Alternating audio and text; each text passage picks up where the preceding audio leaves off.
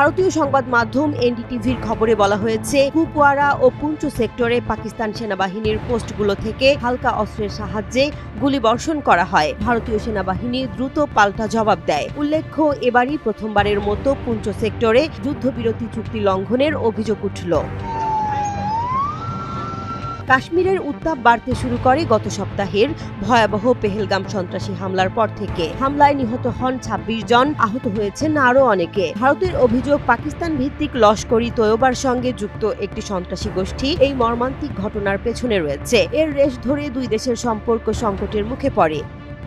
ভারত পাকিস্তানের বিরুদ্ধে একের পর এক কঠোর সিদ্ধান্ত নিয়েছে। পাকিস্তানি সামরিক কূটনীতিকদের বহিষ্কার, সিন্ধু নদীর পানি বন্টন চুক্তি স্থগিত এবং ঐতিহাসিক আটারি ওয়াঘা স্থলপথে ট্রানজিট বন্ধের নির্দেশ এসেছে। এসব সিদ্ধান্ত চূড়ান্ত হয়েছে ভারতের প্রধানমন্ত্রী নরেন্দ্র মোদীর সভাপতিত্বে অনুষ্ঠিত নিরাপত্তা বিষয়ক মন্ত্রিসভা কমিটির বৈঠকে। মোদী সরকার সাফ জানিয়েছে, হামলার পেছনের সন্ত্রাসী ও তাদের পৃষ্ঠপোষকদের বিচার করে ছাড়বে ভারত।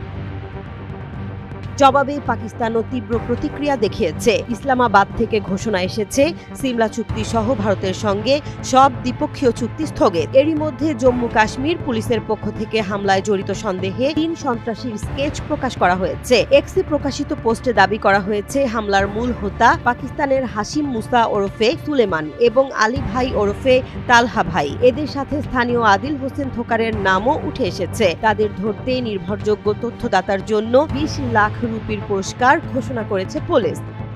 কাশ্মীর আবার যেন ধীরে ধীরে ঠেলছে উত্তাল সংঘাতের দিকে। দুই দেশের উত্তপ্ত অবস্থানের কারণে গোটা উপমহাদেশ জুড়েই ছড়িয়ে পড়েছে উদ্বেগের ছায়া। আন্তর্জাতিক মহল গভীরভাবে পর্যবেক্ষণ করছে এই নতুন সংকটের প্রতিটি মুহূর্ত।